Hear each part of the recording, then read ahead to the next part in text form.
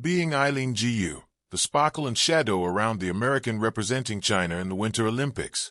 Winter Olympics grittiest and most glamorous skiing star Eileen Gu, pronounced Eileen Gu, an American representing China, spent Valentine's Day on a date with Big Air at the qualifiers.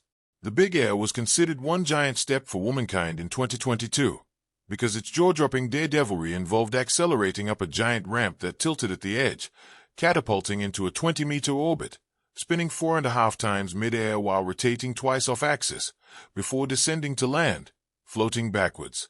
Milano Cortina's most recognizable star picked silver here, one among 6 medals from 6 events at the Winter Games. On February 9th, she had picked silver in what is considered the most progressive, red, daring events of the 2026 edition, the women's slopestyle, where self-doubt, fear, and injury are one tiny mistake away. Celebrating to a Kendrick Lamar ditty, she then picked gold in pipe event and proceeded to secure most Olympic medals in free ski history. Eileen, in Mandarin, would dedicate the medals, which came after a considerable battle with concussions and mental health troubles in 2025, to the woman who inspired her most, her Chinese grandmother Guozgan Feng, who passed away on Monday. Because I promised her I'd be brave like her, the 22-year-old would say. Her Chinese connection, however, is also something that has attracted less than positive attention, including from the U.S. Vice President. J.D. Vance told Fox News recently that he would root for people who identify themselves as Americans. I certainly think that somebody who grew up in the United States of America, who benefited from our education system, from the freedoms and liberties that make this country a great place, I would hope that they want to compete with the United States of America, Vance said. Why does Eileen Gu play for China? Eileen Gu first availed of her right to represent China in 2015, saying that though it was an incredibly tough decision, she was proud of my heritage, and equally proud of my American upbringings. Olympics has several athletes with dual citizenships, which allows them to switch nationalities. Under Rule 41 of the Olympic Charter, Eileen's mother was born in China and went to Peking University before heading to Stanford into a career as a venture capitalist. Young Eileen spent many summers competing on Beijing's slopes. Sports federations of many countries routinely look for talent that can represent them, even if foreign-born. China, however, does not allow dual citizenship, and this has led to added scrutiny around Eileen. Eileen has participated in international competitions under the Stars and Stripes banner, but never in the Olympics. San Fran and Sangfroid. Eileen Gu was born in San Francisco to an American father and a Chinese mother. Yang Jiu was frazzled watching her 3-year-old ski downhill at a breakneck speed, and steered her towards freestyle, which combined snowboarding stunts and downhill skiing, not realizing the higher risks. But the young Eileen loved to fly, and was ready to be coached. Around 2019, she shifted allegiance to China after splitting time in both countries. Even at age 9, Eileen had competed on Chinese slopes, while simultaneously gaining proficiency in Mandarin and keeping top grades in academics back home. Concurrently, her modeling career took off, and it wasn't uncommon to spot her at the Met Gala, while sitting flanked by Venus Williams and actor Stacey Martin at a Louis Vuitton show at the Paris Fashion Week. She counted Red Bull, Cadillac, and Applebee's and Victoria's Secret among her sponsors, even as the lead-up to Beijing Games in 2022 saw her pocket 20 endorsements and light up billboards at Beijing in what was a breakout season for the new-age glamorous Chinese athlete. Now she has added Red Bull, Porsche, Bank of China and China Mobile to her cart, with endorsements making up for the piddly prize money that winter sports circuit offers. Last edition of the Games, she was pitted against 2 other equally hard-working American-borns who turned out for China, Beverly Zhu and Ashley Lin, both figure skaters. This year, American internet chatter has propped up figure skater Alyssa Liu, born to Chinese-American parents who fled communism and representing the U.S., to create a non-existent beef between the talented youngsters. Her Chinese representation had stirred up a controversy last time around too, when French opponent Tess Ledoux was quoted as grumbling by AP. What I know is that she got lucky and that's only fair. She was able to train in the venues before everyone else, and that probably made a difference today. Milano Cortina proved her Beijing Winter Olympics performance wasn't a one-off, but cyberbullying has followed her over her decision to represent China. There's the thin blue air biting at the lungs, the sharp metal whisper of skis carving ice, and the brief, suspended miracle of a body refusing the ordinary laws of falling. In that suspended second, when the world tilts and a skier spins against the white silence, identity dissolves into motion. But when the skis touch down and the roar rises, identity returns like an avalanche. To be Eileen Gu is to live in that collision, between the airborne and the earthbound, between applause and accusation, between sparkle and shadow.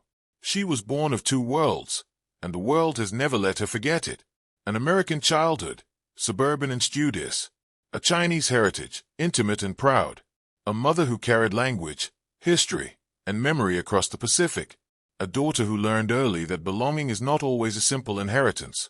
On snow, she became something luminous. Freestyle skiing, already a sport of style and audacity, seemed to bend toward her.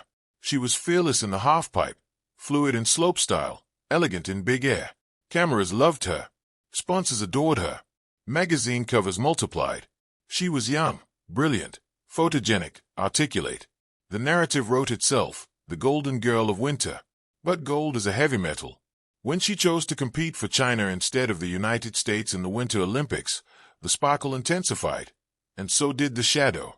To some in China, she was a homecoming, a prodigy returning to the embrace of ancestral roots, a symbol of a rising nation that could claim not only economic power but cultural magnetism, drawing back its diaspora to wear its colors. She spoke Mandarin fluently, joked with reporters, thanked her grandmother on television. She won gold and cried with joy. She seemed to embody possibility. To some in America, she became something else, a question mark, a defection, a betrayal. How could someone raised in California turn away from the stars and stripes? Was it opportunity? Sponsorship? Strategy? Did she belong there? Did she belong here? The public debate flattened her into a symbol, as if a 19-year-old athlete could be reduced to geopolitics. But a person is not a policy. Imagine the quiet before her first run at the Beijing Olympics. The stadium buzzing. The mountain ringed with cameras. Billions watching. A nation's expectations pressing invisibly against her shoulders. And underneath it all, the simple childhood memory of learning to ski. Falling, laughing, getting back up. In that moment, the politics dissolve again. What remains is the body and the trick. The years of training. The repetition of spins until dizziness becomes discipline. The muscle memory that must be trusted when fear tries to interrupt. She drops in. The jump rises. She rotates, 2, 3, 4 times, grabbing her skis midi with a composure that makes difficulty look like choreography. She lands. The roar detonates. For a split second, the sparkle is pure. It is athletic transcendence, uncomplicated. It is a young woman mastering gravity before the eyes of the world. Then the questions return. There is a peculiar burden in being between. Between nations, between languages, between expectations. People who grow up straddling cultures learn to code switch early, to translate not only words but gestures, humor, assumptions. It can be a gift, double vision, double empathy, the ability to move through different rooms with ease. But it can also be a fracture. You are asked to choose, to declare, to simplify yourself so others can feel comfortable. The sparkle is the medal ceremony, the anthem, the flowers, the tears. The shadow is the online comment that says you are not enough of one thing, or too much of another. The sparkle is global fame before 20. The shadow is knowing that fame is conditional.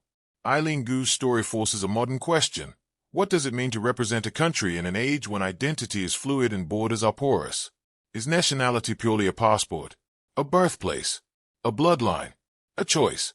The Olympic ideal imagines sport as a peaceful contest between nations, flags fluttering side by side. Yet the athlete's body is not a border. It is a biography. When she stands atop the podium, is she a geopolitical statement, or simply a skier who executed the hardest trick of her life? Perhaps she is both. And perhaps that is the tension we struggle to hold. There is also the matter of youth. The world is quick to mythologize prodigies. We like our champions young, brilliant, almost otherworldly. We forget that beneath the helmet is someone who still worries about exams, who texts friends, who feels pressure in the pit of the stomach before competition. At the Beijing Games, she was not just competing against other athletes. She was competing against the narrative that had grown around her. Could she justify the decision? Could she carry the expectations of millions? Could she remain graceful under scrutiny? Each medal she won seemed to answer with a resounding yes. 2 golds. A silver. A historic performance. The sparkle reached its brightest point. But sparkle can blind. When a young woman becomes a symbol of national pride, she is elevated and isolated. Every smile is analyzed. Every word parsed. Every silence interpreted. She learned to speak carefully, to emphasize unity, inspiration, the love of sport, to refuse the bait of divisive questions. In interviews, she radiated poise beyond her years. Yet one wonders about the private cost of such composure. What does it feel like to know that millions are projecting their hopes, fears, and political arguments onto your skis? There is a photograph often taken of freestyle skiers mid-air, body horizontal, skis crossed, sky an endless blue. In that image, the athlete looks untethered, almost serene.